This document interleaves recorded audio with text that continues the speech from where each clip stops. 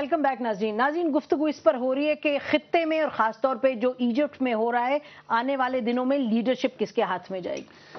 دیکھیں، یہ free and fair democracy اور الیکشن کی بات تو کرتے ہیں، لیکن کبھی بھی مصر میں فری الیکشنز نہیں کرا سکتے۔ الجیریا کی مثال ان کے سامنے، کون نہیں کرا سکتے؟ امریکنز۔ اس کا مطلب کہ ایجپٹ کے اندر خود نہیں کچھ کر پائیں گے، سب امریکہ کروائے گا۔ دیکھیں، یہ ٹرانزیشنز جس طریقے سے الجیریا کی مثال آپ لیجئے، چند سال پہلے کی بات ہے، وہاں فری اینڈ فیئر الیکشنز انہوں نے کرائے، فیس اسلامک پارٹی نے وہاں پہ میجورٹی الیکشن جیتے، اور اس کے بعد ویسٹرن پاورز نے انٹرسیٹ کیا، آرمی سے کہا ٹیک اوور کرو، مارشل لاء لگا، اور اس کے بعد فلی بیک کیا ویسٹرن ورلڈ نے اسلامک پارٹیز کو روکنے کے لیے۔ بالکل یہ بات صحیح ہے۔ لہذا یہ فراڈ، یہ فساد کے الیکشن فریڈم ہونی چاہیے۔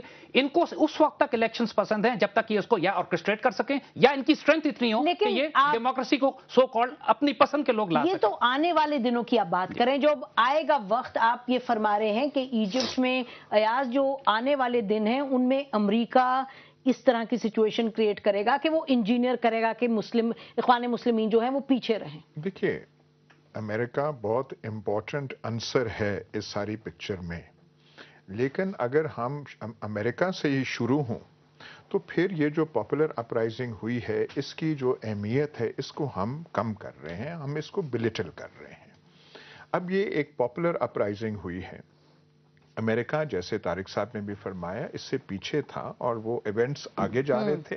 انہوں نے اب کوشش کی ہے، جو اب ان کے سٹیٹمنٹس آ رہے ہیں، فری پریس، یہ جو ہے پریس پہ جو پابند، جو جرنلسٹ وہ کل جو ہے وہ تھوڑا ہے وہ کوشش کر رہے ہیں، لیکن یہ ایک پاپولر اپرائزنگ ہے۔ پچھلے 50 سال میں اس کی نظیر عرب اور اسلامی دنیا میں کم ہی ملتی ہے۔ مصدق کا ایک وہ تھا جو جب وہ آئے تھے امریکہ اس کو بڑی آسانی سے کچل گیا۔ ایران میں جو کچھ ہوا امریکن کنٹرول کے باہر ہو گیا۔ وہاں بھی یہی چاہتے تھے کہ شاہ جو ہے ایز کرے، تھوڑا سا ڈیموکریٹک فریڈمز دیں تاکہ سٹیٹس کو اور شاہ کی ریجیم پریزرو رہے۔ اب ہم نے دیکھنا ہے کہ یہاں ایجپٹ میں کیا ہوتا ہے۔ اچھا، یہ انٹرسٹنگ ایاز کا پوائنٹ ہے کہ یقیناً کہ ایران میں جو چاہتے تھے امریکن وہ تو نہیں کر پائے، لیکن اس لیے نہیں کر پائے کیونکہ شہنشاہ بھی بھاگ گئے، فوج بھی تتر بتر ہو گئی، ریولوشن بہت ایک لیول پر تھی اور کسی حد تک ایک یونیفائیڈ تھی، کسی حد تک ایران میں۔ حالانکہ آپ کے پاس تھے لیفٹسٹ بھی تھے جنہوں نے جوائن کیا، لیکن جو ایک جو ریلیجس اسٹیبلشمنٹ تھی وہ سب سے آگے تھی۔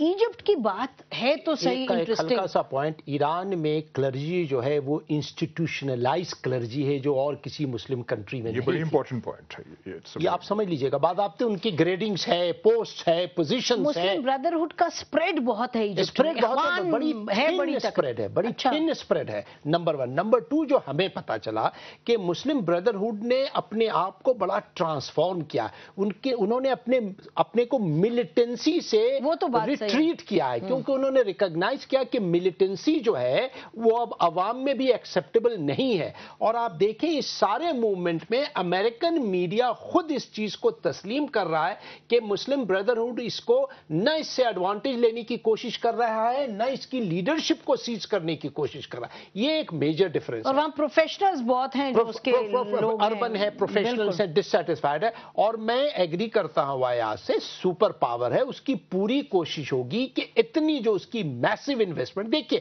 بائی لیٹرل ٹائز کو بھول جائیے، ریجنل جو رول ہے پورے مڈل ایسٹ کی جو فلکرم ہے وہ رہا۔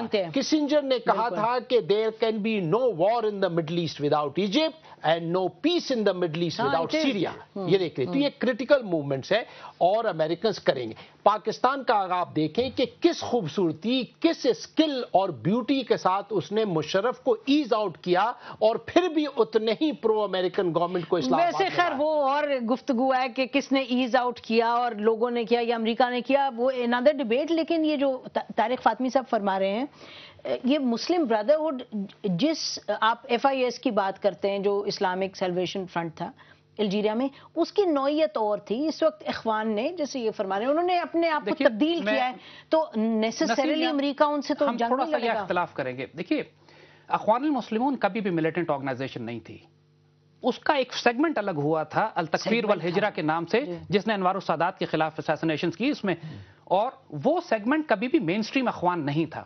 اور یہ تھنکنگ جب سے یہ القاعدہ کا کانسیپٹ بلڈ ہوا ہے، سوسائڈ بامبنگز ہوئی ہیں، اس وقت سے پوری वेस्टर्न वर्ल्ड में भी ये कॉन्सेप्ट थे कि क्या अख्वानुल मुस्लिमून they are part of the problem और they are part of the solution.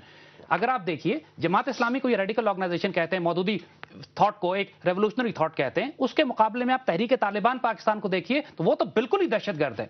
So American feel comfortable, comparison wise American feel comfortable dealing with इस्लामिस्ट्स of Jamaat Islami and अख्वानुल मुस्लिमून। या तो फिर आप खुद ही कह रहे हैं, तो फिर अगर दे आर कंफर्टेबल, हम इनका तो फिर उनको झगड़ा क्या? झगड़ा ये है, झगड़ा इस बात का है कि they feel comfortable in dealing with as far the radical elements are concern, लेकिन उनको हुकूमत नहीं देना चाहते हैं। और जो पॉपुलर, ये मैं इससे इख्तलाफ करूंगा इस बात से कि मिस्र में अख्वानुल मुस्लिमून थिन आउट है। आप इलेक्शन करा के देख लीजिए, रिजल्ट आपके सामने आ जाएंगे। हर दफा हुस्नी मुबारक इन इलेक्शंस को इंजीनियर करता था ये दिखाने के लिए। नहीं, but there are other forces ना, उनके अलावा भी तो पॉलिटिकल पार्टीज हैं इन इजिप्ट। देखिए इस वक्त भी इजिप्ट में जो टेस्ट होगा कि हमारे मुस्लिम ममालिक में जहाँ पे अब ये शोरश मिस्र में हो रही है, उसकी जो पॉलिटिकल एलिट्स हैं, सेकुलर एलिट्स जो हैं, उनमें इतनी सोच है कि इसको सही तरीके पे आगे ले जाएंगे। अगर वो कमजोर पड़े, रिलीजियस एलिमेंट्स अगर स्ट्रांग हुए। ईरान में एक चीज थी कि जब रेवोल्यूशन ने जोर पकड़ा तो ईरानी फौज में वो दमखम नहीं रहा था, वो तो भाग निकले, रिटेलिएट करने का या वो शाह के साथ रहने का नहीं रहा था। इजिप्ट में अभी तक आर्मी जो है बिल्कुल मजबूत है, यूनाइटेड है, रेजीम के पीछे है। 2 दिन से जो तहरीर स्क्वायर में चीजें हो रही हैं वो अच्छी नहीं हो रही, जो क्लैशेस जो गवर्नमेंट के हो रहे हैं। देखना है कि हमारी कितनी मैच्योर वहां पे हैं कि उसको आगे। इसका जो तारिक साहब ने भी कहा कि लीडरलेस है, इसका कोई ऐसे पॉलिटिकल पार्टी जो है वो इसके सामने नहीं है।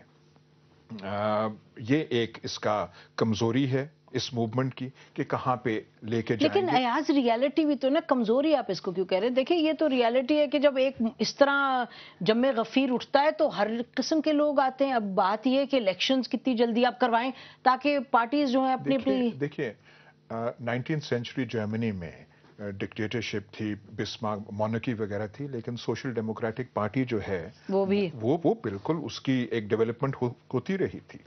रूस में जार का हुकूमत थी, लेकिन ये सारे रेडिकल्स जो थे, मेंशेविक्स, बोल्शेविक्स, चाहे स्विट्जरलैंड में चाहे जर्मनी में कहाँ भी ये कर रहे थे। और जब वो हुई तो लीडरशिप पोजीशन के लिए वो आगे एकदम वो आगे। लेकिन वो यहाँ पे वो नहीं है। लेकिन असीम एक बात जो हम बताएं, देखिए इसको हम बार बार रिपीट करेंगे कि इजिप्ट के लोकल इश्यूज को समझते हुए आप उस ग्रेटर मिडिल ईस्ट के अमेरिकन गेम प्लान को इग्नोर नहीं कर सकते हैं।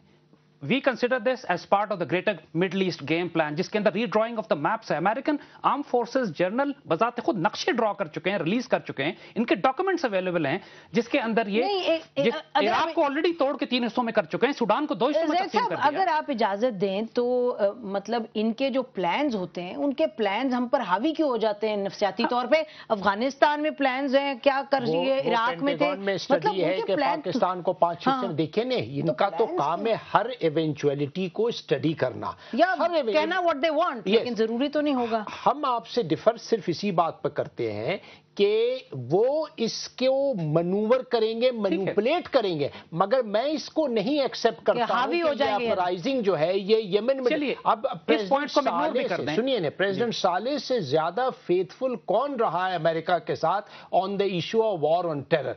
वो चाहेंगे कि वो बंदा चला जाए? बिल्कुल नहीं चाहे। हाँ, अगर वो जाने पर मजबूर किया जाता है तो फिर उनकी कोशिश होगी कि उसकी रिप्लेसमेंट जो है वो उसी तरह से कोई सिंपल अमेरिकन आए। देखिए ये एक ऐसा पॉइंट है, we can disagree, it is immaterial. नहीं, इमटेरियल नहीं है सर, मटेरियल तो है। मटेरियल इसलिए है क्योंकि फिर हम क्या कह रहे हैं, हम ये कह रहे हैं जो खित्ता है ये हमेशा अमेरिकन एक खिलौना रहेगा, अमेरिका उसको जैसे अच्छी